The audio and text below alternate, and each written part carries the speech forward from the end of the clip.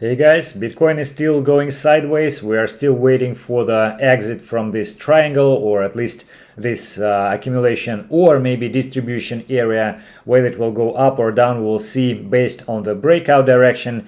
But so far, still, since we have some time, I would like to share with you a few services which might be interesting in terms of the additional data for making your trading decisions. And first of it is the website, which is called sentiment.net. I will leave the link in the description. So here we can find a lot of the interesting metrics, not only on the charts, but also some on-chain data and some social information. For example, this chart, you can see it is green, which is price, and blue, which is called social volume. Basically, this is the mentions on different social platforms like Twitter, like Telegram and Reddit, etc., etc. And as you know, usually the price goes against the expectation of the majority of the players out there on the market. So, for example, here you can see the price is going really high, like around 14K, and the number of mentions on the social media platforms is really high as well. So there's no like the sign positive or negative, but still it's a kind of a peak, so you might expect that the hype, the FOMO, is really huge, so you might see some correction from this rise to the top level at 14K. At the same time, for example, here you see the price is very low, around 4K. It was the major drop, and again the mentions at the social platform is really high, so probably the peak of this, or like the lowest point of this drop is somewhere around here as well. At the same time, for example, at this area there is no hype, there is no excitement, people are basically pretty calm, and that's why the price is going not that dramatically one way or another.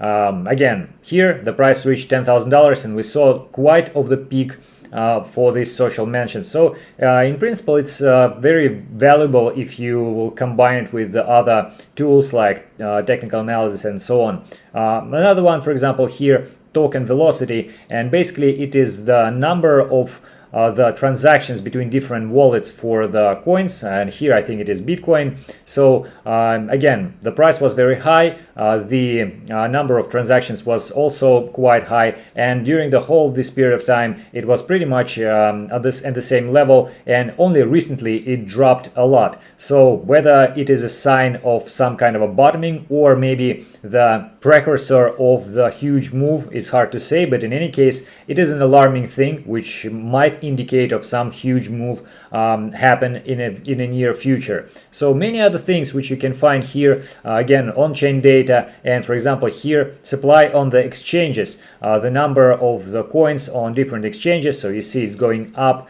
down, and going lower and lower and lower. Now we actually reached some low point here. So again, some extreme value, so you might expect something extraordinary to happen. So maybe it will be useful just go through all of those metrics. I believe it is worth paying attention to. And the second website is cq.live, crypto quant. Also, a lot of the metrics here, for example, this one, you see miners position index. It is the number of the coins sold by miners, again depending on the price. You see the spikes here when the price was very high at 20K, spike here when the price was at 14, and again it is going much lower recently despite the prices going up. Of course, there is some issue with the halving event, and we need to take it into the consideration, but still, in my opinion, it's an interesting metrics. Average exchange deposits showing the inflow for the coins to different exchanges. As you see, the peak was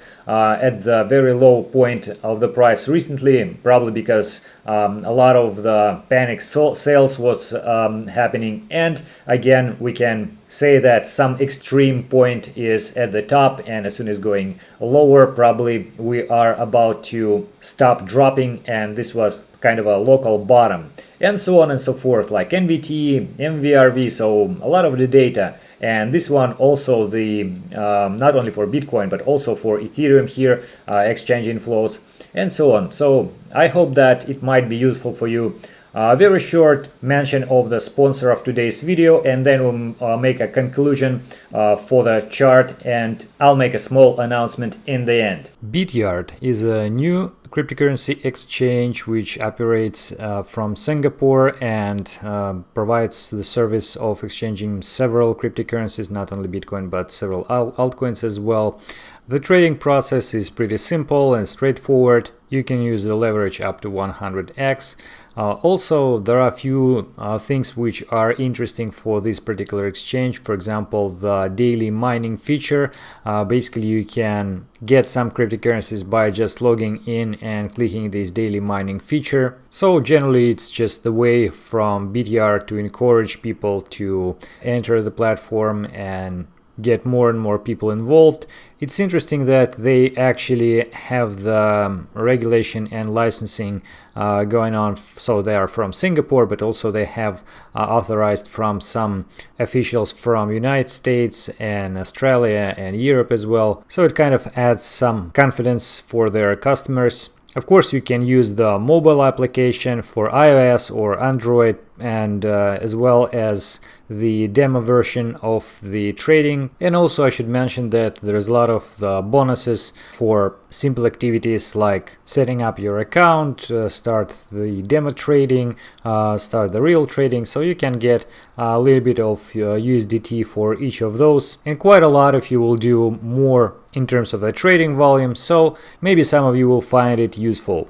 So speaking about the price, although we still have some kind of uncertainty here, like 50-50 on the breakout up or down, there are still a lot of the signs, a lot of the indications on different ways. Like in any case, we are approaching to the point when the move will happen. So you see the Bollinger Bands width is going narrower, getting narrower, and like this, for example, I posted on Twitter, the recent price action is forming a kind of a triangular formation here, and depending on the way how you draw the Elliott wave count here, you may expect the breakout to the downside or to the upside.